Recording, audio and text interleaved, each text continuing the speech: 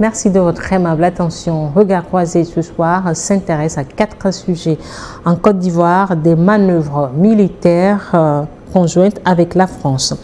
Au Burkina Faso, le pouvoir rejette un rapport de Human Rights Watch. Le document accuse l'armée d'avoir tué plus de 1200 civils depuis 2023.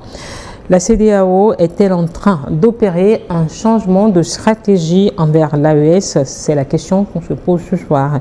Et puis l'opposition togolaise interpelle la francophonie sur la pratique démocratique. Pour en parler sur ce plateau, Dieudonné Séoune. Bonsoir Dieudonné. Bonsoir madame, bonsoir à tous. Bonsoir à mon co-débatteur en face de moi. C'est journaliste, analyste politique. C'est bien moi. Elom Dalmeda. Bonsoir Elom. Bonsoir. Conseiller régional et membre du mouvement Martin Luther King. C'est bien ça. Alors, Touraco 2026, c'est le nom de l'opération conjointe entre les forces ivoiriennes et celles de la France. Un exercice militaire qui se déroule du 7 avril au 15 mai prochain. Alors, dans quel cadre s'inscrit cette manœuvre? Oui, vous savez que ces exercices-là, pour en parler, il faut quand même essayer de se rappeler de ce qui s'est passé depuis un certain moment. Il faut avoir un peu la mémoire d'éléphant, puisqu'il s'agit des Ivoiriens qui ont justement comme emblème les éléphants. D'abord, il y a eu en Afrique de l'Ouest des situations où des chefs des militaires ont pris le pouvoir. Alors, la CEDEAO, avec la France, avait souhaité déloger ces militaires-là parce qu'ils estiment que c'est antidémocratique. Malheureusement, ça a échoué pour plusieurs raisons, sûrement parce que la France et ces pays même n'étaient pas préparés. Donc aujourd'hui, je pense que la France et ces pays veulent se préparer à toute éventualité parce qu'il y a toujours le clivage entre l'AES, la CEDEAO et particulièrement entre le Burkina Faso et son voisin, la Côte d'Ivoire, qui s'exerce avec la France. Il y a aussi les clivages entre le Niger et le Bénin qui également intensifie son accord militaire avec la France. Donc, il y a un problème aujourd'hui avec l'irruption de l'AES entre l'AES et la France. Parce que vous n'êtes pas sans savoir que l'AES a beaucoup, en tout cas, rompu les accords militaires qu'il y avait entre eux et la France. Ils ont demandé à la France de quitter leur territoire. Donc aujourd'hui, il y a un conflit larvé entre la France et l'AES. Entre la France et l'AES, il y a ces pays qui soutiennent la France, à savoir la Côte d'Ivoire, le Bénin et d'autres pays. Donc la stratégie de la France ici, c'est de se préparer ou bien d'essayer d'encercler les pays de l'AES parce que la France a intensifié ses collaborations avec la Côte d'Ivoire, avec le Bénin, avec le Nigeria et aussi essayer de ravaler sa fierté avec le Tchad. Donc, nous pensons que ces accords, ces entraînements militaires, même s'ils s'inscrivent dans des accords militaires, visent peu ou prou l'AES. Parce qu'il faut finir là-dessus en disant que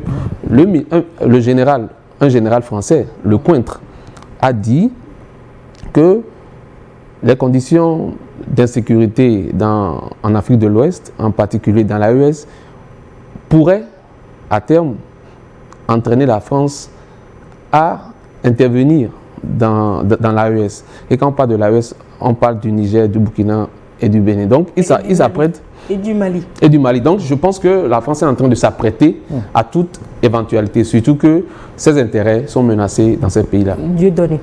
Oui, je ne saurais... Exercice conjoint entre la France et la Côte d'Ivoire, orienté vers l'AES pour toi également? Non, je ne saurais prêter cette intention nocive à la France, ni à la Côte d'Ivoire, qui est un pays frère. Mais je peux constater avec vous que la France collabore avec la Côte d'Ivoire sur le plan militaire et cette collaboration ne date pas d'aujourd'hui. Lorsqu'on parle de la Côte d'Ivoire, il ne faut pas aller loin pour chercher la France en termes de collaboration militaire. C'est vrai que sur le continent, les événements derniers ont donné raison à une sorte, entre guillemets, de départ de la France du continent africain, mais c'est se tromper lourdement. La puissance française est toujours là, surtout dans ces pays, notamment Côte d'Ivoire. On peut voir de l'autre côté le Sénégal, on peut de loin voir le Bénin. Et cela n'est qu'une suite logique de leur collaboration ancienne, même si la France aujourd'hui réduit son effectif à près de 600 hommes, surtout au camp à Boé. Alors, pour moi, est-ce que c'est un événement? Ce n'est pas un événement pour moi dans la mesure où, qu'on le veuille ou non, ces collaborations vont toujours continuer. Que qu'on le veuille ou non, ces entraînements vont toujours continuer. Ce n'est pas parce que la France a quitté les pays de l'AES qu'elle ne doit plus continuer sa collaboration avec les autres. Non.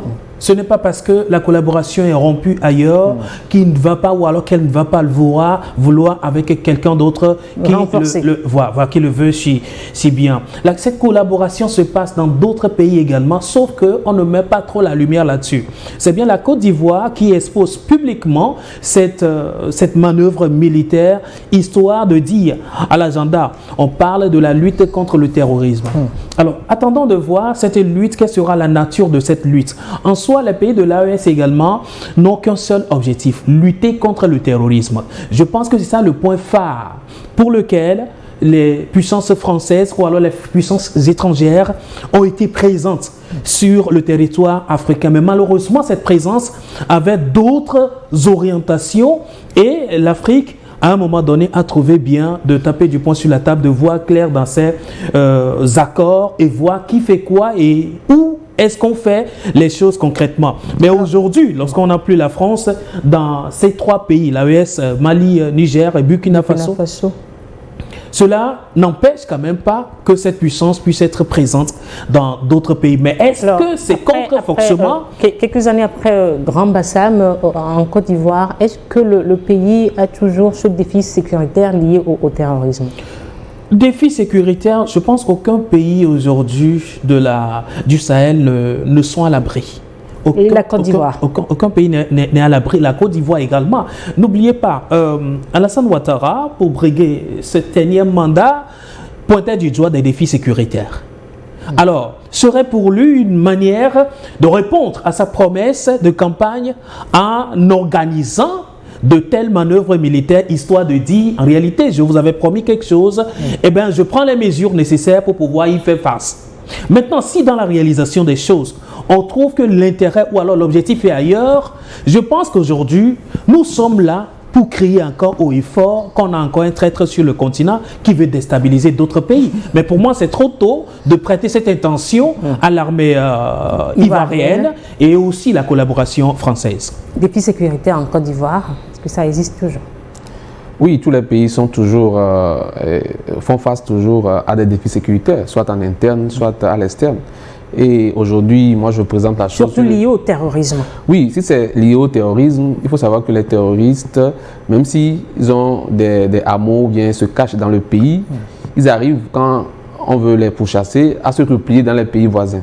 Okay? Donc, il serait bon que les pays voisins arrivent à collaborer. Malheureusement, nous avons constaté que quand les pays sont sous différentes chapelles géopolitiques, c'est-à-dire l'AES est avec la Russie, la Côte d'Ivoire est avec la France, ils n'acceptent pas... C'est une question de partenariat. Ils n'acceptent pas de faciliter ce partenariat-là de poursuite dans le territoire étranger, les terroristes, ce que nous appelons les terroristes. Donc, je pense que la France est dans son agenda et c'est la Côte d'Ivoire qui prête le flanc à ces manœuvres-là, qui nous rappelle comment l'Afrique a été colonisée. L'Afrique a été colonisée en partant d'un point qu'on a conquis, soit avec l'accord des chefs traditionnels de l'époque, ou bien des chefs de l'époque, et avec ça, ils ont conquis les autres pays. La France n'a pas déployé toute son armée à l'époque coloniale pour venir coloniser. Ils s'appuient toujours sur d'autres pays avec qui ils étaient en bonne entente. Donc, moi, je pense que c'est normal que la France puisse organiser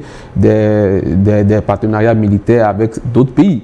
Mais en ce moment précis, on ne peut pas ne pas voir du côté de l'AES. Mais seulement, il faut ajouter que ces accords, ces entraînements, est-ce que c'est bénéfique à 100% à la Côte d'Ivoire? On se le demande, puisque les impérialistes, à travers la voix de Henry Kissinger, qui est un architecte politique américain, il dit: si tu es ami avec nous, c'est dangereux. Si tu es ennemi avec nous, c'est aussi dangereux. Donc aujourd'hui, si les États n'ont pas d'amis. Les États n'ont pas d'amis. Ça veut dire que aujourd'hui, ces entraînements-là permettent à la France de connaître les points faibles et les points forts de l'armée ivoirienne. Et au moment d'appliquer l'accord, la France a le droit de ne pas l'appliquer. Vous savez, la Russie a un accord avec l'Iran, mais l'Iran a été attaqué, la Russie est restée spectatrice. Ou même le Liban, qui est en accord avec la France, que la France considère comme un de ses territoires ou bien un de ses girons dans le Moyen-Orient. Quand le Liban est attaqué continuellement par Israël, la France ne réagit pas. Ça veut dire que ce sont des accords sur papier que la jeunesse africaine a dénoncé et nous avons trouvé écho favorable quand les pays de l'AES ont dénoncé ces accords. Maintenant, si d'autres pays comme la Côte d'Ivoire et aussi le Bénin acceptent de continuer dans cette 27 déplorable, parce que le général dont je parlais, le général Lecointre, a dit publiquement que s'il faut, ils vont revenir coloniser l'Afrique. Et 2 semaines après, il a été reçu par Talon. Donc nous sommes... Patrice Talon, Patrice du Bénin. Donc nous faisons face à deux visions de l'Afrique. La vision de l'AES que nous épousons en tant que jeunes et la vision néocoloniale qui est toujours continuée par la Côte d'Ivoire à travers ses exercices militaires. Ces exercices militaires conjoints entre la France et la Côte d'Ivoire. Oui, je le dis toujours, hein, j'accorde encore un bénéfice du doute à ceux qui sont aujourd'hui des amis de la France. Bon, des amis de la France, je le dis avec beaucoup de réserve, car ce que nous ne savons pas, même ceux qui ne font pas aujourd'hui des manœuvres militaires conjointes avec la France, sont quelque part des amis de la France. Alors pour dire clair, sur le continent, outre celui que nous voyons, la Côte d'Ivoire aujourd'hui, il y a des pays qui s'affichent, il y a des pays qui, je ne dirais pas collaborent simplement, mais qui travaillent d'un commun accord sous d'autres angles avec la France. Et ça dit, parce qu'on travaille sur le plan militaire avec la France, qu'on est ennemi de l'Afrique, on peut continuer par travailler avec la France sous d'autres plans et être aussi ami de l'Afrique. Non, là encore, je me pose un petit problème. Je me dis jusqu'ici, j'accorde ce bénéfice de doute à la Côte d'Ivoire et à cette collaboration.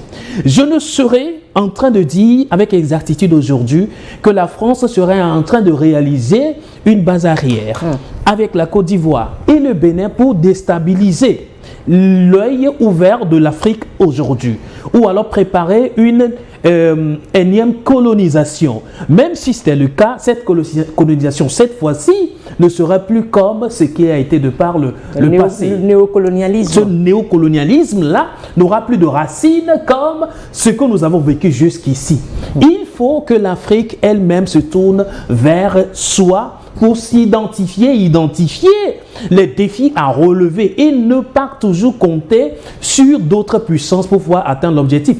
Et pourtant, on ne peut plus vivre aujourd'hui en léthargie. Ceux qui ne collaborent pas militairement avec la France collaborent du moins avec d'autres puissances de façon militaire. Mais alors, pourquoi? Pour toi, Dieudonné, que les armées africaines elles-mêmes doivent travailler en synergie? S'organisent. Malheureusement, on est encore très loin de ce projet. Mais c'est ce à quoi nous avons toujours appelé. Mais aujourd'hui, le clivage continue en grandissant. Si d'autres prennent pour patron la France, d'autres prennent pour patron la Russie, ou alors ainsi de suite, alors que de l'autre côté, derrière ces alliés également, ne s'intéressent pas entre eux. On continuera toujours par creuser le clivage et c'est à l'Afrique elle-même d'ouvrir les yeux, de se dire attention, il n'est plus question d'avoir une autre puissance étrangère comme appui contre mon frère africain pour développer mon milieu. Le développement ne viendra jamais, la sécurité ne viendra jamais. Pourquoi est-ce que nous combattons toujours pour la sécurité et on ne finit jamais de nous couvrir ou alors de nous protéger? Parce que on se crée davantage d'ennemis et les ennemis fabriquent davantage l'insécurité. Partenariat avec la France, avec la Russie, avec les États-Unis ou la Grande-Bretagne, mais aussi penser partenariat localement avec les armées africaines. C'est très important, surtout dans ce contexte sécuritaire où il y a des défis à relever. Je l'ai dit tout à l'heure que les djihadistes se replient dans les pays voisins. Maintenant, si vous n'avez pas une bonne entente avec votre voisin, vous ne pourrez pas aller continuer de les pourchasser. Par exemple, le Togo a une bonne entente avec le Burkina, donc ils ont le droit mutuellement de poursuivre les terroristes jusqu'à un certain rayon.